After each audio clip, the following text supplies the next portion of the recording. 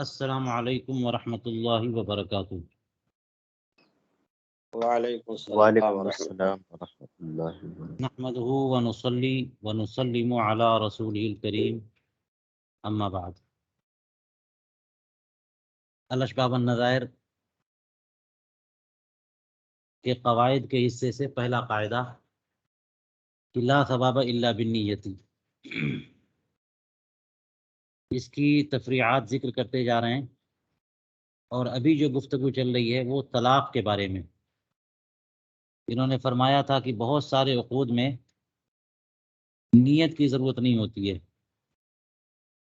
عبادات نیت پر منحصر ہوتے ہیں، لیکن عقود میں بعض ہیں بعض نہیں۔ تو ابھی جو شروع کیا تھا کہ وہ امت طلاق فصریح و کنایا، تو صریح کے بارے میں یہ فرمایا تھا کہ صریح الفاظ سے اگر کوئی طلاق دیتا ہے تو نیت کی ضرورت نہیں ہے، کنائی طلاق میں نیت کی ضرورت پڑتی ہے، تو صریح میں نیت کی ضرورت نہیں ہے، طلاق پڑ جائے گی۔ اس پہ مزید باتیں کی تھی کہ قضان پڑے گی، دیانت پڑے گی، وہ کل بات ہو گئی ہے۔ اب کہتے ہیں وقالو لا تصح نیت الثلاث فی انت طالق ولا نیت البائن ولا تصح نیت الثنتین فی المصدر انت الطلاق الا ان تكون المرأة امة وتصح نیت الثلاث۔ یہ عبارت اچھی طرح سمجھنے کے لیے ایک بات ذہن میں رکھیں کہ بندہ، چونکہ تعلق یہ ہے کہ طلاق کے لیے نیت ضروری ہے کہ نہیں ہے، تو اس لیے یہ بات بھی کہہ دی انہوں نے کہ اگر انت طالقن کہا تو 3 کی نیت کافی نہ ہوگی، 3 کی نیت سے 3 نہیں پڑ جائے گی، بلکہ طالق کہنے سے طلاق رجعی پڑے گی اور 1 پڑے گی۔ تو بائنہ کی نیت کرے گا تو وہ بھی درست نہیں ہے، اور 3 کی نیت کرے گا تو وہ بھی درست نہیں ہے۔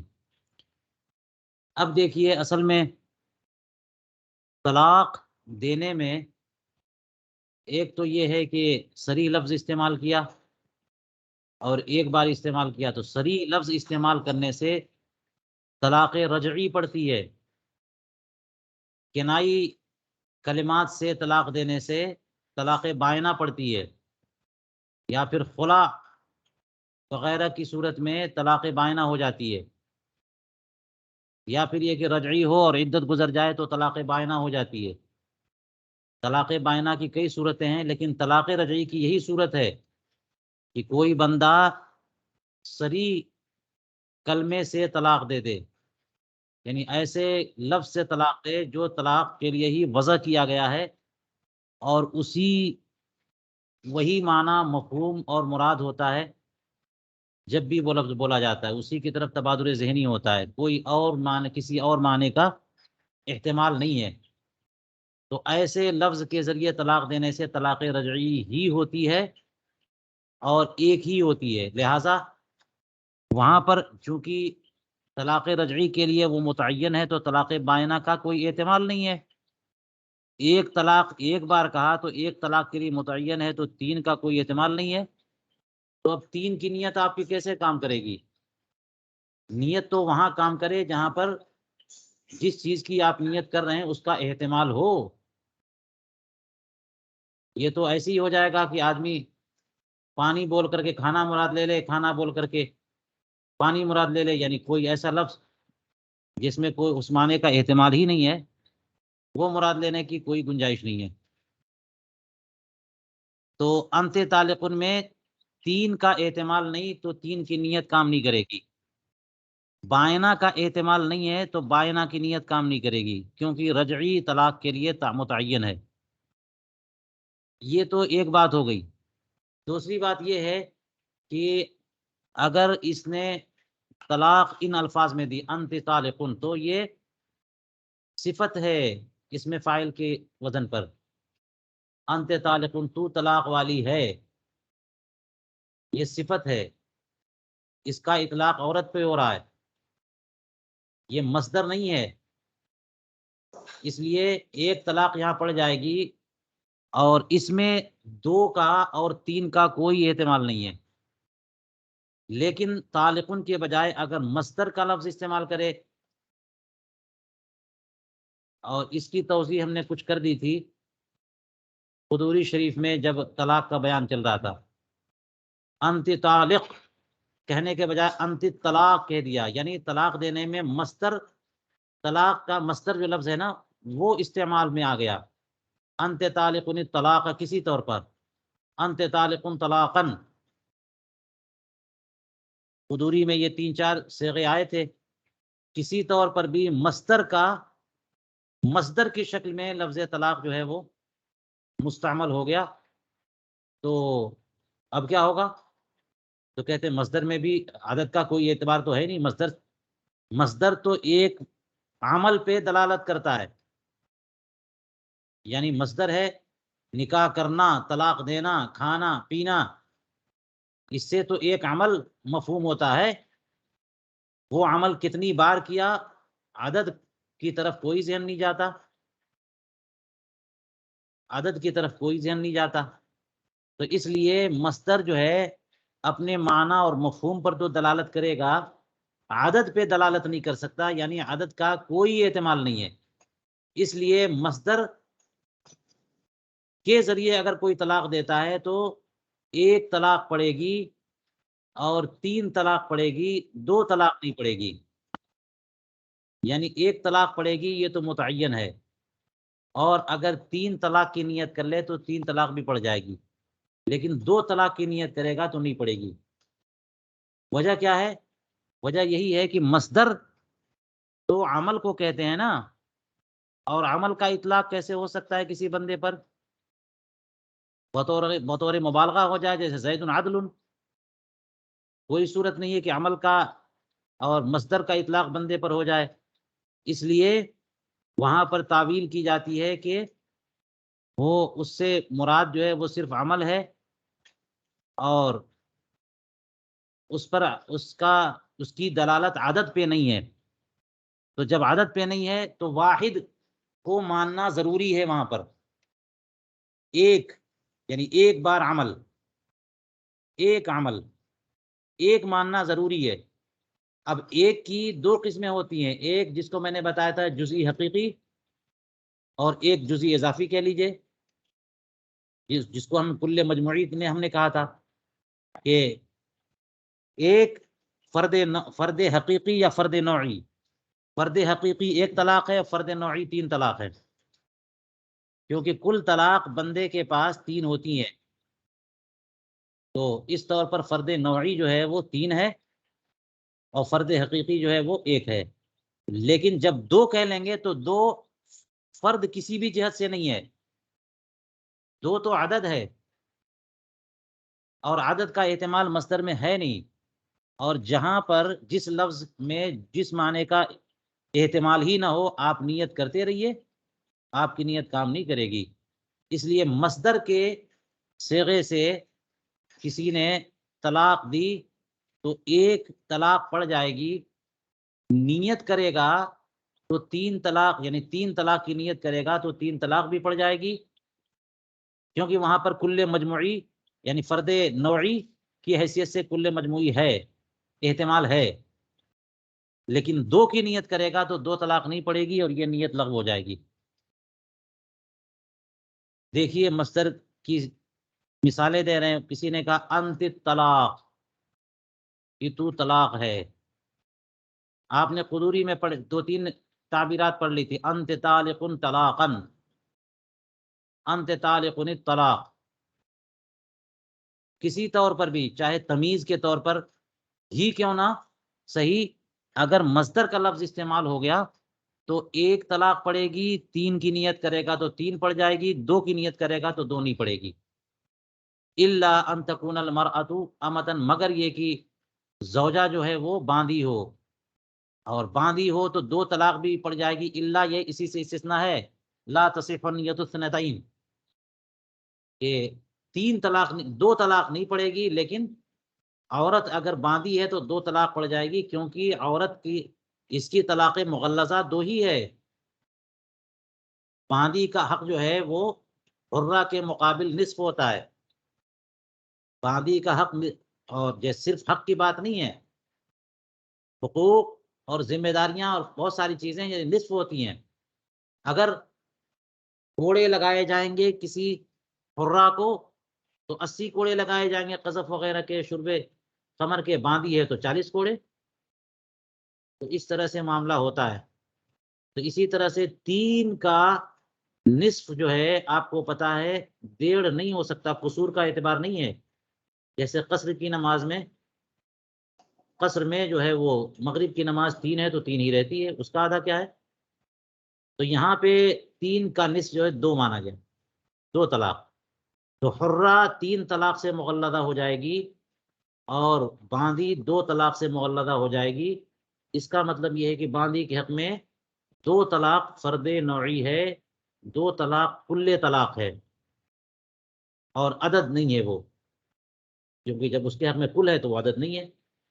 جہاں پر عدد ہو عدد کی نیت کام نہیں کرے گی، کل ہو کل کی نیت کام کرے گی. وتصح النیت الثلاث، مصدر کے ذریعے طلاق دینے میں 3 کی نیت صحیح ہو جاتی ہے. وجہ میں نے بتا دی. اب آئیے، یہ تو بات تھی صریح الفاظ سے طلاق دینے کی. اب کہہ رہے ہیں وَأَمَّا كِنَایَاتُهُ فَلَا يَقَعُ بِهَا إِلَّا بِالنِّيَّةِ دِيَانَةً.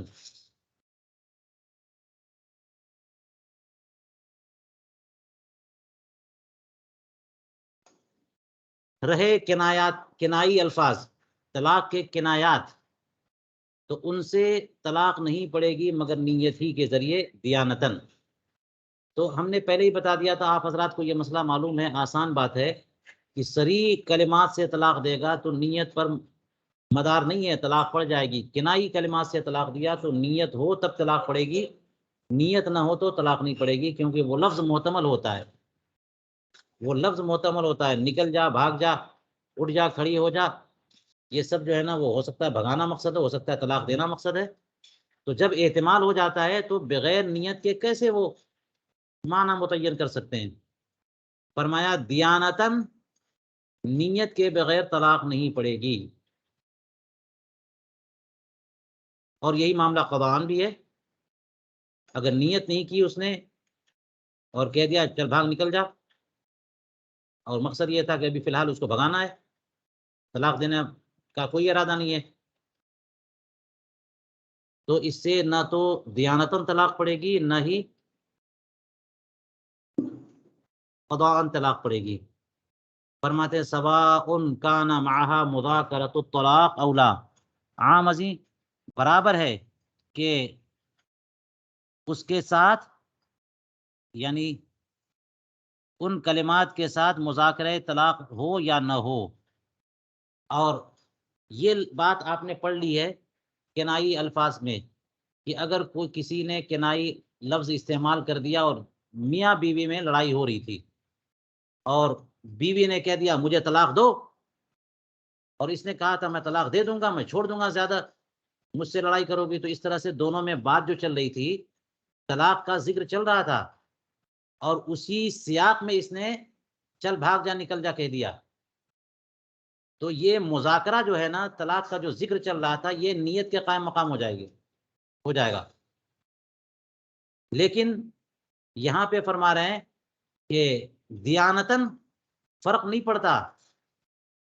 دیانتن اسی لیے یہاں پہ صرف دیانتن فرمایا، دیانتن فرق نہیں پڑتا، اگرچہ مذاکرہ طلاق ہو یا نہ ہو، جب نیت ہی نہیں کی تو طلاق نہیں پڑے گی.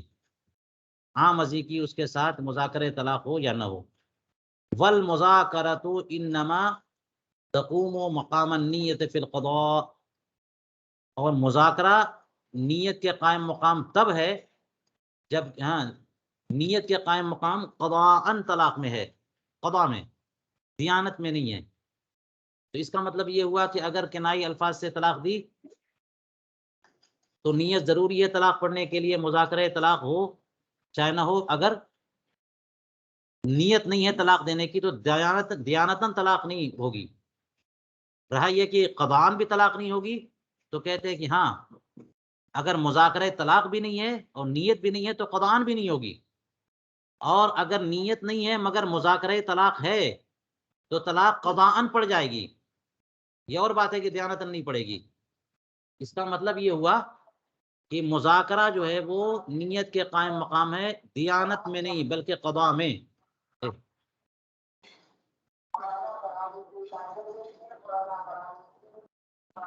مذاکرہ طلاق نیت کے قائم مقام ہے قضاءً طلاق میں، دیانتاً طلاق میں نہیں۔ دیانتاً تو طلاق پڑے گی نہیں چاہے جتنا بھی مذاکرہ ہو، الا فی لفظ الحرام، مگر لفظ حرام میں۔ دیکھیے طلاق کے بیان میں جب آپ تفصیل پڑھیں گے، قدوری میں بھی ذکر ہوا ہوگا کہ کچھ کنائی اصول یہ ہے کہ صریح الفاظ میں نیت کی ضرورت نہیں ہے، کنائی الفاظ میں نیت کی ضرورت ہے، مگر کچھ کنائی الفاظ ایسے ہیں کہ وہاں بھی نیت کی ضرورت نہیں ہے۔ اس میں سے ایک یہ ہے حرام، یہ ہے لفظ حرام۔ تو یہ کنائی لفظ کیسے ہوا؟ اس لیے کہ حرام کا معنی یہ ہو سکتا ہے کہ تم سے جو ہے وہ میرا نکاح ختم ہو گیا تو تم سے استمتاع حرام ہے، اور یہ بھی معنی ہو سکتا ہے کہ تمہاری بے عزتی کرنا میرے اوپر حرام ہے، اور یہ بھی ہو سکتا ہے کہ تمہیں قتل کرنا میرے اوپر حرام ہے، تم میرے اوپر حرام ہو، اور یہ بھی ہو سکتا ہے کہ حالت احرام میں تم میرے اوپر حرام ہو، اور یہ بھی ہو سکتا ہے کہ حالت حیض میں تم میرے اوپر حرام ہو۔ تو ان سب سے طلاق پڑتی ہے۔ طلاق تو ایک معنی سے پڑے گی کہ تم میرے اوپر حرام ہو گئی، یعنی میری غیر ہو گئی، تو یا یہ لفظ ہو گیا کنائی، مگر پھر بھی نیت کی ضرورت نہیں ہے، اس لیے کہ لفظ حرام کا چلن لوگوں میں ہو گیا طلاق دینے کے لیے۔ اصل وضع اور اصل معنی اور لغوی معنی کے اعتبار سے حرام کا معنی طلاق نہیں ہے، لیکن لوگ طلاق دینے میں لفظ حرام کا استعمال طلاق کے معنی میں کرتے ہیں، تو ہے تو کنائی لیکن نیت کی ضرورت نہیں ہے، اس لیے اس کو کنائی سے مستثنا کیا، الا فی لفظ الحرام فإنہ کنایا، یہ کنایا ہے، ولا یحتاج الیہا، اور نیت کا محتاج نہیں ہے، اس میں نیت کی ضرورت نہیں لفظ حرام میں۔ فینصرف الی الطلاق اذا کان الزوج من قوم یریدون بالحرام الطلاق، تو یہ لفظ اب استعمال کرے گا تو طلاق کی طرف ہی وہ لفظ پھر آ جائے گا، لفظ حرام، جبکہ شوہر ایسی قوم سے تعلق رکھتا ہو جو لوگ لفظ حرام سے طلاق ہی مراد لیتے ہیں، تو معہود ہو گیا، نیت کی کیا ضرورت ہے؟ حالانکہ اس کے معنی کئی ایک تھے، لیکن جبکہ استعمال اسی میں ہے تو پھر یہ نیت کی ضرورت نہیں ہے۔ چلیے آگے، تو ابھی تک عبادات اور پھر اس کے بعد معاملات وغیرہ کا ذکر چل رہا ہے۔ فرماتے ہیں طلاق کے بیان میں وَأَمَّا تَفْوِيضُ الطَّلَاقِ وَالْخُلْعِ وَالْإِيلَاءِ وَالظِّهَارِ فَمَا كَانَ مِنْهُ صَرِيحًا لَا يُشْتَرَطُ لَهُ النِّيَّةُ وَمَا كَانَ كِنَايَةً اشْتُرِطَتْ لَهُ۔ یہ تین چار مسائل طلاق کے اور بتائے کہ ان میں بھی جو صریح الفاظ استعمال کرے گا تو صریح میں تو نیت کی ضرورت نہیں ہوتی، کنائی لفظ سے یہ کام کیا تو نیت کی ضرورت ہوگی۔ تو فرماتے ہیں رہا تفویض طلاق، خلا، ایلا، زہار، یہ سب آپ پڑھ چکے ہیں۔ تفویض طلاق کا مطلب ہوتا ہے کہ شوہر بیوی کو طلاق دینے کا حق دے دے، تفویض کا معنی ہوا سپرد کر دینا، اس کا تذکرہ میں نے کل کیا تھا۔ تو تفویض طلاق، طلاق کی گرہ تو مرد کے ہاتھ میں ہے، لیکن کسی کے پاس کوئی اختیار ہوتا ہے اور وہ اختیار کسی اور کو سپرد کرنا چاہے تو یہ ہو جاتا ہے۔ تو طلاق دینے کا اختیار مرد کو ہے، اور وہ اختیار مرد اپنی زوجہ کو دے دے کہ تم جب چاہو اپنے آپ کو طلاق دے لو، تو یہ طلاق کا اختیار زوجہ کو چلا جائے گا، اور زوجہ جب چاہے گی اپنے آپ کو طلاق دے لے گی، طلاق ہو جائے گی۔ تو تفویض طلاق کا مسئلہ، خلا کا تذکرہ ہو چکا ہے کہ زوجہ علیحدگی چاہتی ہے تو وہ مہر کے برابر یا اس سے کم بدلے خلا ادا کرے شوہر کو، اور شوہر سے گزارش کرے کہ وہ طلاق دے دے، اور شوہر طلاق دے دے۔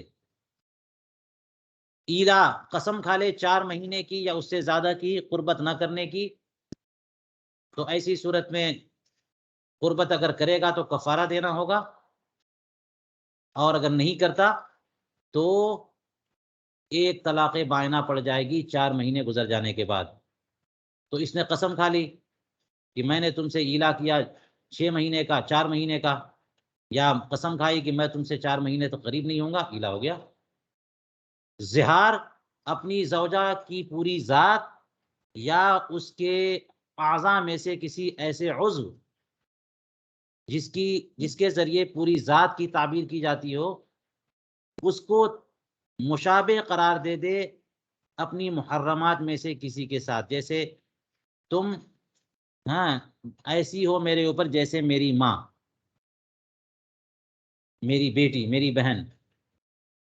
یہاں پر زہار میں نیت کی ضرورت ہوتی ہے جی۔ تو یہ 4 چیزیں ایک ساتھ بیان کرتے ہوئے فرمایا کہ ان میں فما کان منہ صریحا لا یشترط له النیہ، ان میں صریح الفاظ سے جو تفویض طلاق کرے گا، خلا کرے گا، ایلا کرے گا، زہار کرے گا، نیت شرط نہیں ہے، وہ چیز ہو جائے گی۔ اور وما کان کنایہ، اور جو کلمات کنائی ہیں ان امور کے لیے، چاروں کے لیے، تو وہاں پہ فرمایا کہ نیت شرط ہے۔ تو یہ تو وہی اوپر طلاق والی بات ہو گئی، وہی اصل یہاں بھی جاری ہے۔ وَأَمَّا الرَّجْعَةُ فَكَالنِّكَاحِ لِأَنَّهَا اسْتِدَامَتُهُ۔ اب ایک اور بات لے لیجیے، طلاق کی بات چلی ہے، رجعت۔ طلاق رجعی دینے کے بعد شوہر کو عدت میں اپنی زوجہ کو نکاح میں واپس لینے کا اختیار ہوتا ہے، لفظاً واپس لے لے، عملاً واپس لے لے، دونوں طرح سے جیسے بھی چاہے۔ تو رجعت بھی کہتے ہیں کہ رجعت نکاح کی طرح ہے، رجعت نکاح کی طرح ہے، یعنی اس کا مطلب یہ ہوا کہ اگر صریح لفظ سے نکاح کیا تو طلاق نکاح میں نیت کی ضرورت نہیں ہوتی، اور کنائی لفظ سے اگر نکاح کیا تو نیت کی ضرورت ہوگی۔ تو یہی معاملہ رجعت کا بھی ہے۔ رجعت اگر صریح لفظ سے اس نے رجعت کی تو نیت کے بغیر بھی رجعت ہو جائے گی، اور کنائی کلمات سے رجعت کی تو نیت کی ضرورت پڑے گی۔ تو صریح لفظ مثال کے طور پر میں نے تمہیں اپنے نکاح میں لوٹا لیا، میں نے تم سے رجعت کر لی، یہ صریح کلمات ہیں، نیت کی ضرورت نہیں ہے۔ تو رجعت نکاح کی طرح ہے، کیوں؟ اس لیے کہ رجعت جو ہے وہ نکاح کا جریان اور استدامہ ہے، یعنی نکاح کا جاری رکھنا، اس کا باقی رکھنا۔ نکاح کسی بندے نے کر لیا، اب وہ نکاح کب تک رہے گا؟ جب تک طلاق نہ دے۔ طلاق دے دی، طلاق رجعی، نکاح ختم، رجعت، پھر وہ نکاح جاری۔ تو نکاح جب سے ہوا تھا طلاق دینے تک نکاح رہا، اور جب طلاق رجعی دے دی تو نکاح کا معاملہ جو ہے وہ موقوف ہو گیا، پینڈنگ میں پڑ گیا۔ لیکن اب اگر رجعت کر لیتا ہے تو نکاح، وہی سابقہ نکاح پھر جاری ہو گیا۔ تو استدامہ کا نام ہے رجعت، استدامہ نکاح کا نام ہے، نکاح کا جاری رہنا۔ تو اس لیے جب استدامہ نکاح کا نام ہے تو نکاح کے ہی احکام نہ رجعت پر جاری ہوں گے جی۔ لیکن یہاں پر ایک فرق بتا رہے ہیں کہ آپ نے نکاح کے بارے میں ایک بات پڑھی ہے اس حدیث پاک کی روشنی میں، جس کا ذکر آیا تھا کہ حضور کریم علیہ الصلوۃ والسلام نے ارشاد فرمایا کہ 3 چیزیں ایسی ہیں جس کا جد بھی جد ہے اور ہزل بھی جد ہے، نیت کی ضرورت نہیں ہے، اور فرمایا نکاح ہے، طلاق ہے، اور عتاق ہے۔ تو نکاح کا معاملہ تو یہ ہے کہ چاہے آپ ہزل میں کریں یا جد میں کریں، ارادہ ہو، نیت ہو، نہ ہو، ہر طرح سے نکاح درست ہوتا ہے۔ تو یہی حکم جو ہے نا رجعت کا بھی ہے، لیکن فرق یہاں پہ بتا رہے ہیں، لیکن استدراک ہے، لیکن ما کان منہا صریحا لا یحتاج الیہا وکنایتها تحتاج الیہا۔ لیکن رجعت کے کلمات میں سے جو کلمہ صریح ہو، یعنی صریح کلمے سے رجعت کرے تو نیت کی ضرورت نہیں ہے، اور اگر کنائی کلمات سے رجعت کی تو نیت کی ضرورت پڑے گی۔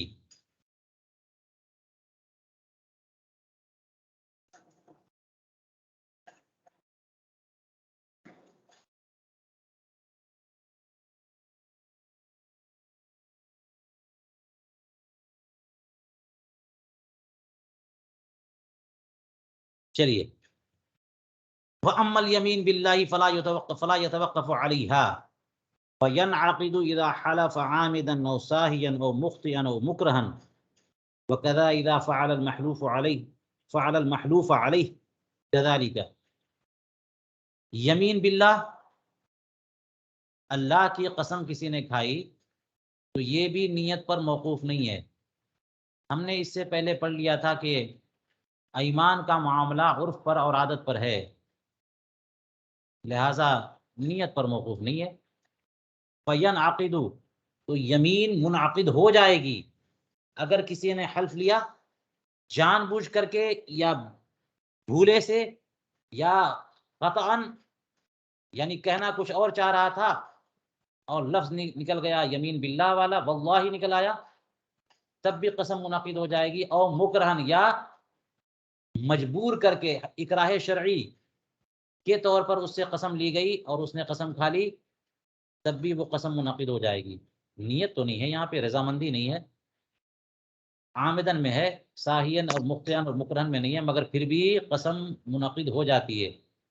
اور بندہ اس کے وقدا اذا فعل المحلوف علیہ، اور یوں ہی اب بندہ جب محلوف علیہ کا ارتکاب کرے، یعنی جس بات کی قسم کھائی کہ وہ کام نہیں کرے گا، اس محلوف علیہ کو انجام دے دے،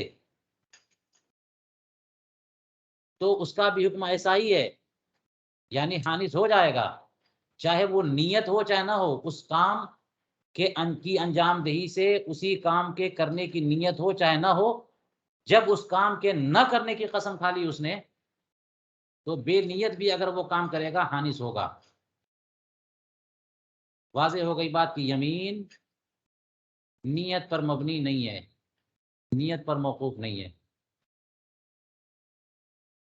اور یاد رکھیے گا یہاں پر علامہ حموی نے اس کی طرف اشارہ کی، بلکہ صراحت کی ہے کہ یمین سے مراد یہاں یمین باللہ ہے، کیونکہ کہا بھی انہوں نے وَأَمَّا الْيَمِينُ بِاللَّهِ، ایک اور یمین آتی ہے یمین بالطلاق، یمین بلا طاق، اگر تم ایسا کیا تو تمہیں طلاق،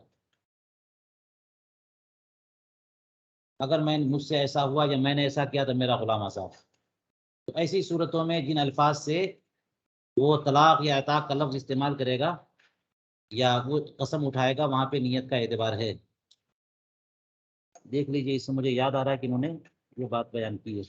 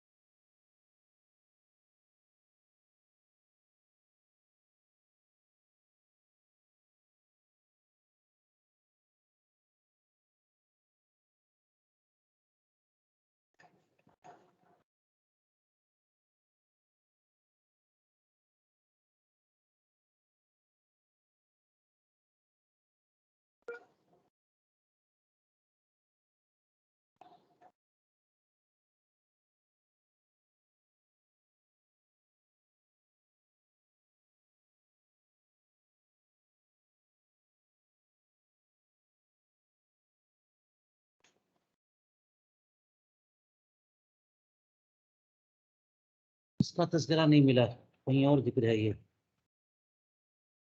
چلیے بہرحال فرماتے ہیں وَأَمَّا نِيَّةُ التَّخْصِيصِ، وَأَمَّا نِيَّةُ تَخْصِيصِ الْعَامِ فِي الْيَمِينِ فَمَقْبُولَةٌ دِيَانَةً اتِّفَاقًا وَقَضَاءً عِنْدَ الْخَصَّافِ والفتوى على قوله إن كان الحالف مظلوما، وكذلك اختلفوا هل الاعتبار لنية الحالف أو لنية المستحلف، والفتوى على اعتبار نية الحالف إن كان مظلوما خصوصا لا إن كان ظالما، كما في الوالجية والخلاصة۔ اس کا تذکرہ جو ہے اس سے پہلے بھی کہیں گزرا ہے. اب دیکھ لیجئے، ہم اس کا خلاصہ بیان کرتے ہیں. غور سے آپ سماعت فرمائیں کہ یمین کا جو معاملہ ہے اس میں عام لفظ کی تخصیص کی کوئی نیت کر لے تو اس کا اعتبار ہوگا کہ نہیں ہوگا. تو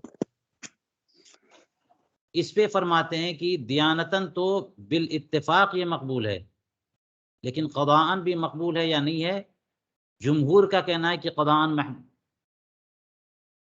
جو ہے مقبول نہیں ہے. امام خصاف کے نزدیک قضاءً بھی مقبول ہے. کیا مطلب اس کا؟ یمین میں کسی عام کی تخصیص. اب جیسے مثال کے طور پر کسی نے، زید نے قسم کھائی کہ میں کوئی کھانا نہیں کھاؤں گا. اگر میں نے کوئی کھانا کھایا تو میری زوجہ کو طلاق یا میرا غلام آزاد، اس طرح سے.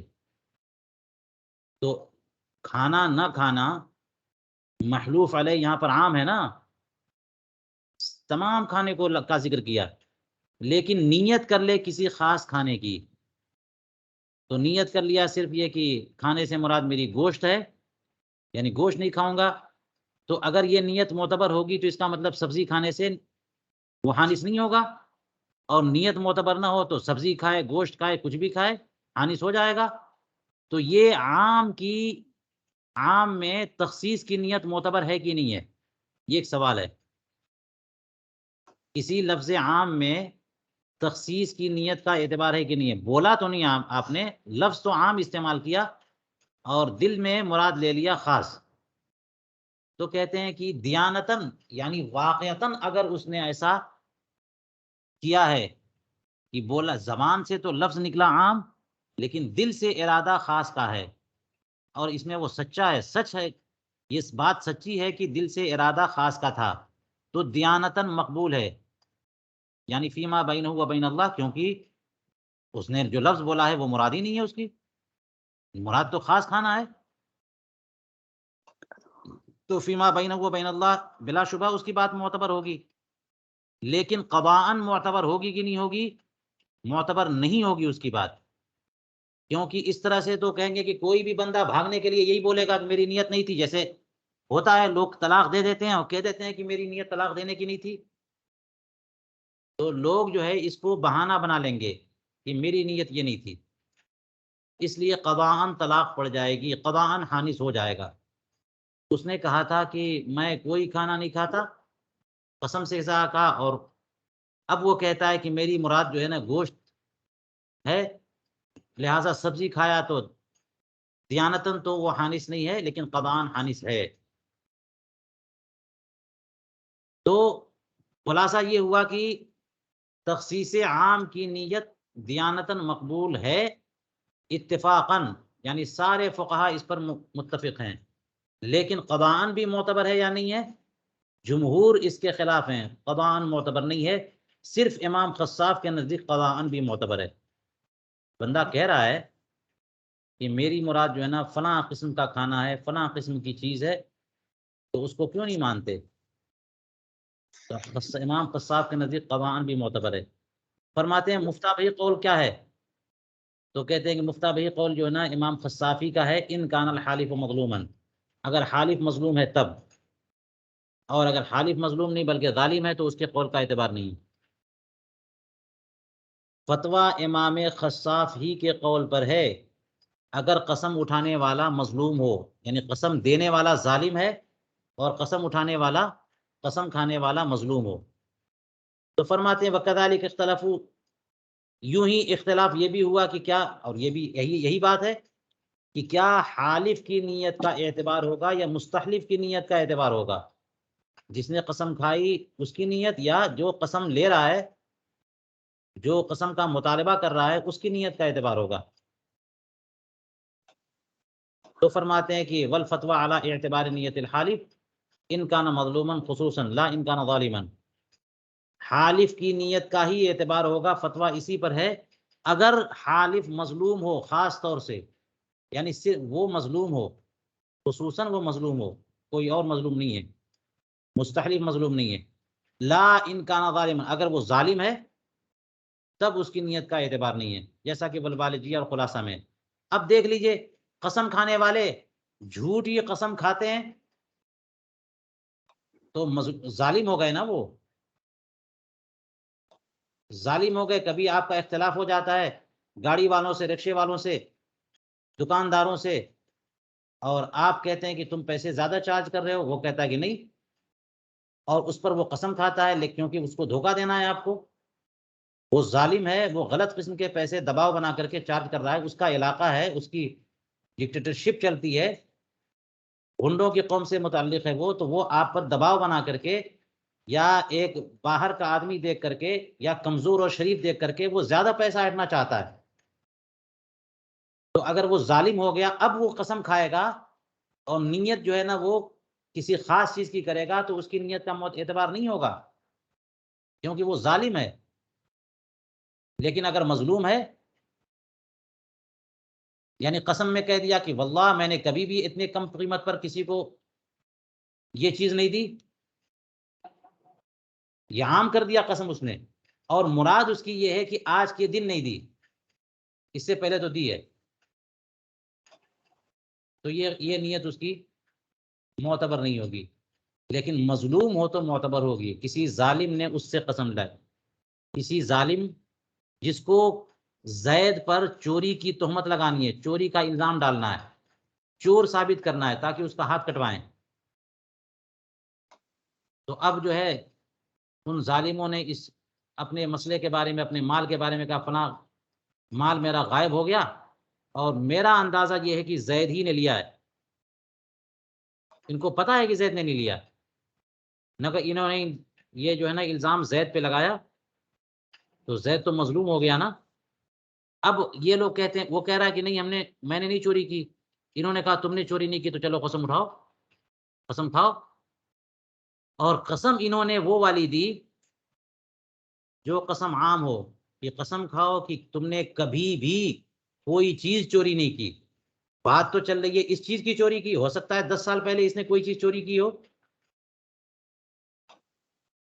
تو قسم انہوں نے دے دی، ہر چیز کو شامل کر لیا. اب اگر ہر چیز کو شامل کریں گے اور اسی طرح سے قسم لے لے گا، تو وہ تو پہلے چوری کر چکا ہے. تو مستحلفین جو ہیں ان کی نیت کا اعتبار نہیں ہوگا کیونکہ یہ ظالم ہیں. حالف کی نیت کا اعتبار ہوگا کیونکہ وہ مظلوم ہے، تو وہ یوں قسم کھا لے گا کہ میں نے کبھی کوئی چیز چوری نہیں کی، اور مراد لے لے گا جس بارے میں آپ لوگ کہہ رہے ہو وہ چیز چوری نہیں کی. اس لیے حالف کا اعتبار ہے یا مستحلف کی نیت کا اعتبار ہے. اگر جو ظالم ہے اس کی نیت کا اعتبار نہیں ہوگا، جو مظلوم ہے اس کی نیت کا اعتبار ہوگا. یہ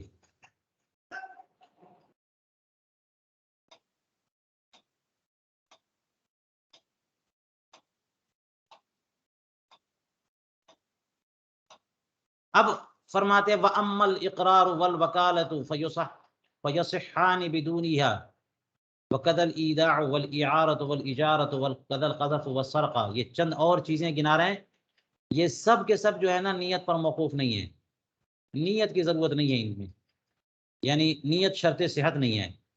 اقرار، کسی نے کسی کے لیے 1000 درہم کا اقرار کر لیا کہ لہو علیہ 1000 درہم، نیت ہو نہ ہو 1000 درہم اس کے ذمے واجب الادا ہو جائیں گے.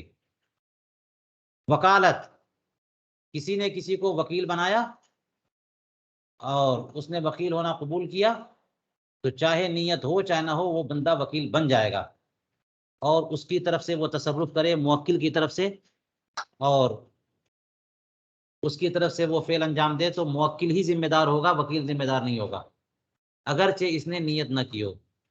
تو نیت کے بغیر اقرار بھی درست ہو جاتا ہے اور وکالت بھی درست ہو جاتی ہے. یوں ہی فرمایا ایداع و اعارت، اعارہ و اجارہ و قذف و سرقہ، کسی نے کوئی سامان کسی کو ودیعت کے طور پہ دی کہ میں سفر پہ جا رہا ہوں، تم یہ میرا مال حفاظت سے رکھنا، میں جب آ جاؤں گا تو تم مجھے واپس کر دینا، میں لے لوں گا. تو ودیعت کے طور پر کوئی مال رکھنا یہ نیت پر مبنی نہیں ہے، نیت پر مدار نہیں ہے، اس نے جو کلمات استعمال کیے وہ صریح ہیں کہ میں نے اپنا یہ مال تم کو ودیت کے طور پہ دیا، نیت ہو نہ ہو، بلکہ آپ نے تو وہ مسائل بھی سیکھے قدوری میں کہ کوئی بندہ، زید بکر عمر سب کے سب موجود تھے، ایک ساتھ بیٹھے ہوئے تھے، اور زید نے اپنا موبائل کتاب کوئی ایسی چیز تھی بغیر کچھ کہے ہوئے ان لوگوں کے سامنے چھوڑ کر کے چلا بنا کہ میں بھی آتا ہوں، تو وہ لوگ وہاں موجود ہیں، انہوں نے نہیں کہا کہ یہ سامان ہم نہیں دیکھیں گے، تو وہ لوگ مودع ہو جاتے ہیں، حفاظت کی ذمہ داری آ جاتی ہے۔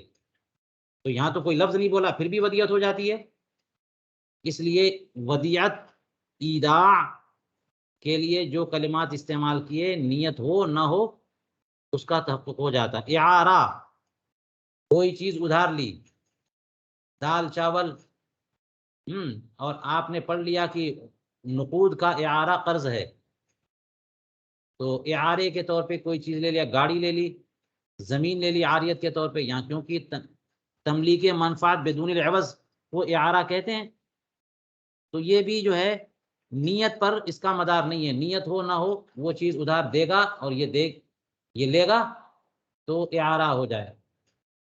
اجارہ، کوئی چیز منفعت کے لیے اجرت پہ لی، اپنی گاڑی مجھے اتنے پیسے اجرت پہ دے دو، اپنا گھوڑا، اپنی زمین کھیتی کے لیے اجرت پہ دے دو، تو جب کلمات یہی تھے نیت کی ضرورت نہیں ہے، نیت ہو نہ ہو یہ عمل ہو جائے گا۔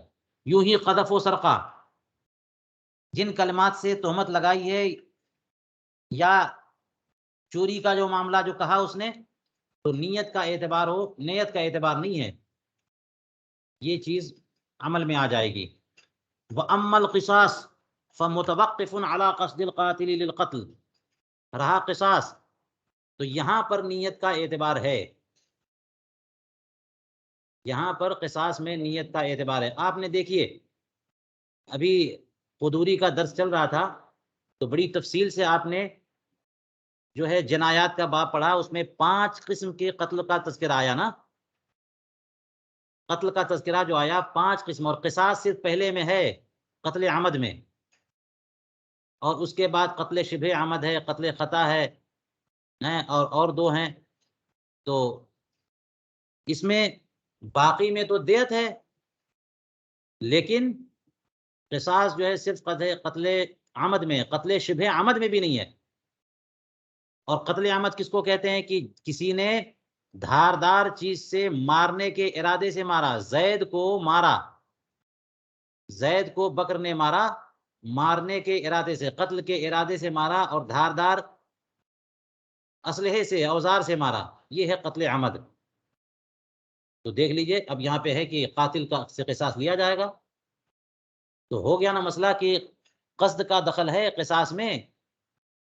فرماتے ہیں فَمُتَوَقِّفٌ عَلَى قَصْدِ الْقَاتِلِ لِلْقَتْلِ، لہٰذا شبہ عمد آپ نے پڑھ لیا کہ مارنے کے ارادے سے تو مارا، لیکن ایسے اسلحے سے مارا، ایسے اوزار سے، ایسے آلہ سے جس سے عام طور پر قتل نہیں ہوتا، جیسے لاٹھی ڈنڈے سے مارا اور بندہ مر گیا، تو یہ اگرچہ ارادہ ہے لیکن ارادہ متحقق نہیں ہوا، کیونکہ ارادہ ہوتا اگر قتل کرنے کا تو وہ ڈنڈے سے کیوں مارتا، وہ تو چھری سے مارتا، وہ تو تلوار سے مارتا، یا پھر یہ کہ مارنے کا ارادہ ہی نہیں تھا، مار دیا اور قتل ہو گیا، تو یہ بھی نہیں ہے، عمد نہیں ہے، شبہ عمد بھی نہیں ہے۔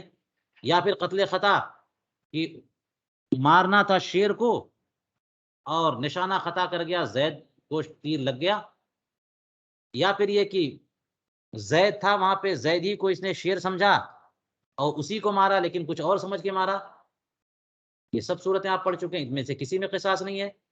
تو قصاص تبھی ہے جبکہ قاتل قتل کے ارادے سے مارے، لیکن اس میں اس قدر اضافہ کر لیں کہ دھاردار یعنی ایسے آلے سے مارے جس سے قتل واقع ہوتا ہے عادتاً۔ لیکن قالو، لیکن فقہاء نے فرمایا لما کان القصد امرا باطنا اقیمت الآلۃ مقامہ، جب کہ قصد ایک باطنی امر ہے اس لیے آلہ قصد کے قائم مقام ہوگا، لہٰذا کوئی کہے کہ ارادہ نہیں تھا، یہ نہیں تھا، وہ نہیں تھا، لیکن زید کو مارنے، زید کو کسی نے دھاردار آلے سے مارا، تو چونکہ آلہ اس نے ایسا استعمال کیا ہے تو قصد کے قائم مقام ہے اس سے قصاص لیا جائے گا. وہ تو آسانی سے کہہ دے گا مارنے کا ارادہ نہیں تھا. تو یہ بھی فرماتے ہیں کہ چونکہ قصد امر باطنی ہے اور امر باطنی پر کسی کو اطلاع نہیں ہو سکتی، اس لیے اعلیٰ قصد کے قائم مقام ہے.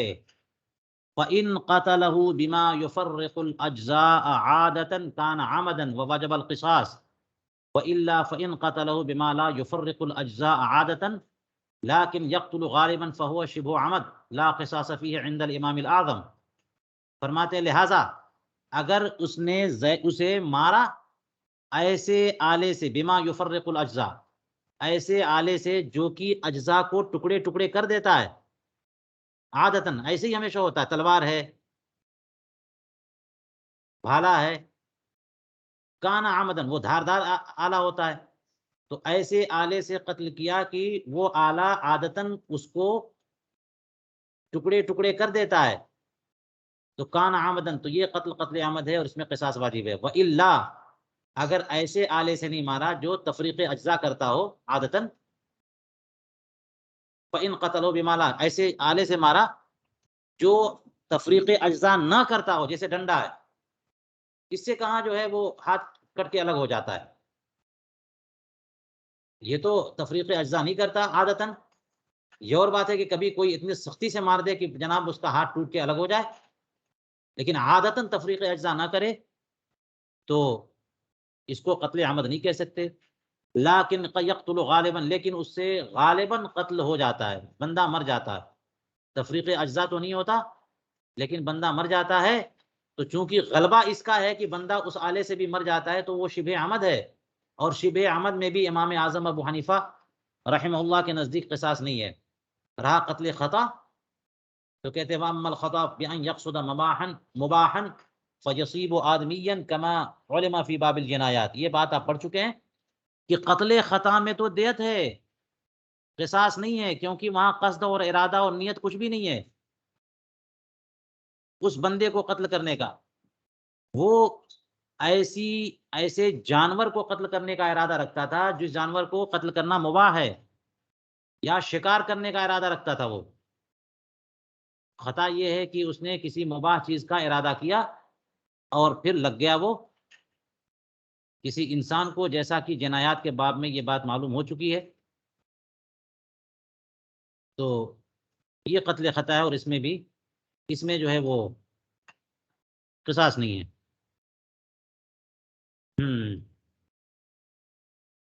وَأَمَّا قِرَاءَةُ الْقُرْآنِ. اب اور دیکھیے کچھ مسائل. کہتے ہیں کہ رہی قرآن کریم کی تلاوت، تو اس کے لیے نیت ضروری ہے کہ نہیں ہے؟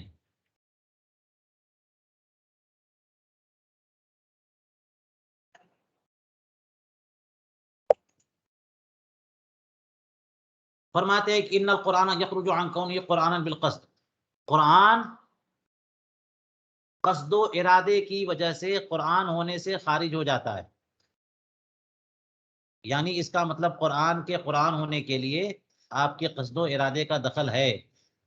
اس کو یوں سمجھ لیجئے جیسے کہ مسائل آپ نے پڑھے ہیں کہ حالت حیض میں کوئی عورت قرآن کریم کی تلاوت کر سکتی ہے، نہیں کر سکتی. جنبی مرد قرآن کریم کی کسی آیت کی تلاوت کر سکتا ہے، نہیں کر سکتا. لیکن آیت ذکر ہو تو اس کی تلاوت جو ہے ذکر کے طور پر جنبی بھی کر سکتا ہے اور حائضہ بھی کر سکتی ہے. اور آیت دعا ہو تو دعا کی نیت سے اس کو جنبی بھی پڑھ سکتا ہے اور حائضہ بھی پڑھ سکتی ہے. تو بات ہو گئی نا ارادے اور نیت کی. ہے قرآن کریم کی آیت لیکن بندہ یا بندی جو ہے وہ قرآنیت کی نیت سے نہیں پڑھ رہے ہیں بلکہ ذکر و دعا کی نیت سے پڑھ رہے ہیں، تو یہ ان کے لیے درست ہے. اس کا مطلب یہ ہوا کہ قرآن قصد کی بنیاد پر قرآنیت سے خارج ہو جاتا ہے. اس کا مطلب کیا ہوا کہ قرآن کی قرآنیت کے لیے آپ کے قصد و ارادے کا دخل ہے. آپ نے کوئی آیت پڑھی اور اس آیت کے پڑھنے کے ہی ارادے سے پڑھی تو یہ قرآن ہے. کبھی کبھی دیکھیے ایسا بھی ہوتا ہے آورد کے بجائے آمد ہے، کوئی لفظ آپ نے پڑھ دیا، بول دیا، زبان سے کچھ کلمات نکل گئے، وہی کلمات قرآن کریم میں بھی تھے، تو کیا تلاوت کا ثواب مل جائے گا آپ کو؟ تلاوت کا ثواب تو تب ملے گا نا جب آپ نے جو کلمات قرآن کریم میں ہیں قرآن کریم کی تلاوت ہی کی نیت سے زبان پہ لائے.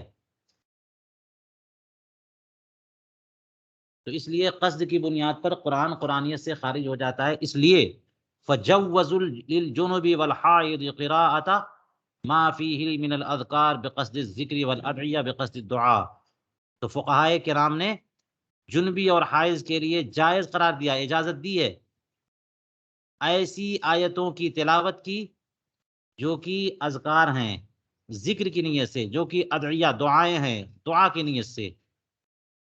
تو اس لیے لیکن یہ بات یاد رکھیے گا کہ ایسا نہیں ہے کہ کوئی بھی آیت ذکر کی نیت سے آپ نے پڑھ دیا اور کوئی بھی آیت دعا. ایسی آیت ذکر کی نیت سے پڑھنا جس میں ذکر ہو، ایسی آیت دعا کی نیت سے پڑھنا جس میں دعا ہے، جیسے سورہ فاتحہ میں دعا ہے الحمدللہ رب العالمین الرحمن الرحیم مالک یوم الدین، یہ ذکر ہے، اور اہدنا الصراط المستقیم سے دعا ہے. تو اس لیے سورہ فاتحہ کوئی ذکر یا دعا کی نیت سے پڑھے تو یہ قرآن پڑھنا نہیں ہوا، ذکر و دعا کرنا ہوا. جنبی بھی کر سکتا ہے، حائضہ بھی کر سکتی ہے، بہتر ہے کہ توڑ توڑ کے پڑھے اگر ضرورت ہے تو. ربنا آتنا فی الدنیا پوری آیت یہ دعا ہے، دعا کی نیت سے پڑھے گا تو درست ہے، قرآن کی نیت سے پڑھے گا تو قرآن پڑھنا ہو جائے گا. لہذا جنبی اور حائضہ نہیں کر سکتے ایسا. جی یہ مسئلہ ہو گیا. فرماتے لیکن مشکل علیہ قولہم لو قرأ بقصد الذکر لا تبطل صلاتہ. لیکن یہاں پر فقہائے کرام کے اس قول، یہ قول جو ہے نا اس اصول پر، اس مسئلے پر مشکل ہو گیا، اس پر اشکال اس قول سے آ گیا. اشکال یہ ہے کہ فقہاء نے تو یہ فرمایا ہے، ابھی آپ یہ کہہ رہے ہیں کہ قرآن نیت کی بنیاد پر قرآن ہے، یعنی اس کی تلاوت کی بات ہو رہی ہے، قرآن تو قرآن ہے. آپ جو تلاوت کریں گے تو تلاوت کی نیت سے اگر کریں گے تو آپ کا قرآن پڑھنا ہوگا، تب اس کی فضیلتیں حاصل ہوں گی، تب اس کا ثواب ملے گا، اور تب اس کا حکم جاری ہوگا، تب ساری چیزیں ہوں گی. قرآنیت کی نیت سے نہیں پڑھی تو نہیں. تو اس کا مطلب قرآن کی تلاوت میں قصد کا دخل ہے. تو اب یہ جو فقہائے کرام کا جزیہ اس کا کیا بنے گا؟ یہ قول فقہائے کرام کا یہ ہے کہ اگر ذکر کے ارادے سے اس نے تلاوت کی تو اس کی نماز باطل نہیں ہوگی. لیجیے جناب، قرآن کریم کی تلاوت کوئی بندہ نماز میں کر رہا ہے تو نماز میں جب تلاوت کر رہا ہے تو وہاں بھی تلاوت کی نیت سے تلاوت کرے گا، تبھی تلاوت ہونی چاہیے جیسا کہ آپ نے کہا. لہٰذا اگر کوئی ذکر کی نیت سے تلاوت کر رہا ہے، ذکر کی نیت سے کوئی آیت کریمہ پڑھ رہا ہے تو ذکر جو نیت تو اس کو قرآنیت سے خارج کر دیتی ہے. تو اس کا مطلب قرآن پڑھا نہیں. جب قرآن نہیں پڑھا تو قرآن کی تلاوت تو رکن نماز ہے، تو نماز کیا ہونی چاہیے؟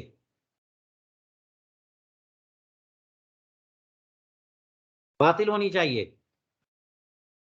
لیکن فقہاء نے فرمایا کہ نہیں، اگر تلاوت کی ہے ذکر کی نیت سے، ذکر کے ارادے سے، تو اس کی نماز باطل نہیں ہوتی. یہ مشکل قول ہو گیا. اس کا جواب بتائیے. تو فرماتے ہیں کہ ہم نے کنز الدقائق کی شرح البحر الرائق میں اس کا جواب دیا ہے، اور وہ جواب کیا ہے کہ بِأَنَّهُ فِي مَحَلِّهِ فَلَا يَتَغَيَّرُ بِعَزِيمَتِهِ. ہم نے جواب یہ دیا کہ یہ جو تلاوت آپ کر رہے ہیں یہ اپنے محل میں تلاوت ہو رہی ہے، اور جب محل میں تلاوت ہو رہی ہے تو آپ کے ارادے سے اس کی اصل ہیئت اور پوزیشن متغیر نہیں ہوگی. آپ نے ارادہ کیا تلاوت نہ کرنے کا، آپ نے ارادہ کیا، آپ کا عزم ہے ذکر کا، لیکن تلاوت تو پہلے سے اپنے محل میں ہو رہی ہے، تو وہ تلاوت اسی محل میں متعین ہے. تو جو تعین شرعی ہے، جو وضع شرعی ہے، آپ کے ارادے سے کیسے وہ چیز بدل جائے گی؟ اس کا مطلب جس کا بھی آپ ارادہ کریں اصولی اور شرعی چیزیں اور آپ اپنے ارادے سے بدل دیں، ایسا نہیں ہو سکتا. تو نماز میں حالت قیام میں تلاوت ہو رہی ہے تو اپنے محل میں ہو رہی ہے.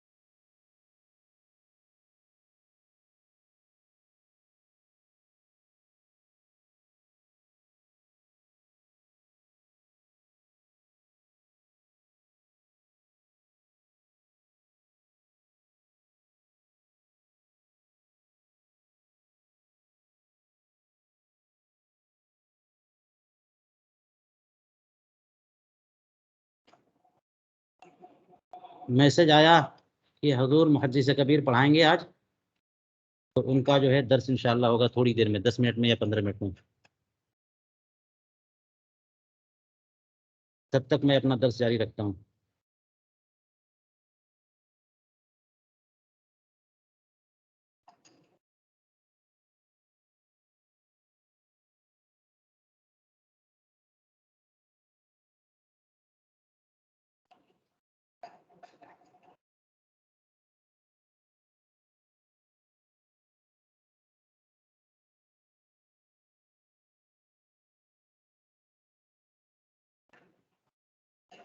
جی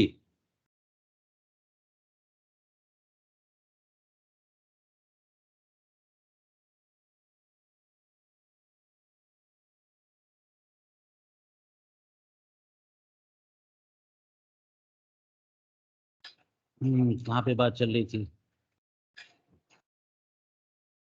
چلیے، ارادہ تھا کہ آج مکمل کر دوں، لیکن تھوڑا سا حصہ باقی رہ جائے گا.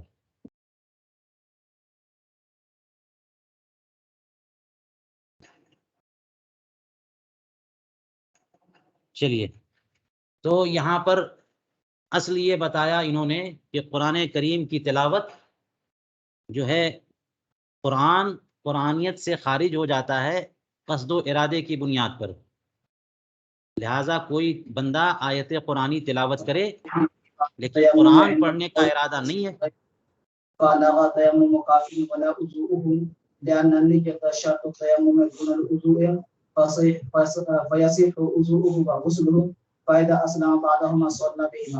لكن قالوا إذا انقطع عدم الكتابية لأقل من 10 على وحيها بمجرد الانقطاع ولا يتوقف على الغسل لأنها ليست من أهله وإن صح منها لصحة طهارة الكافر قبل إسلامهم. فائدة قال في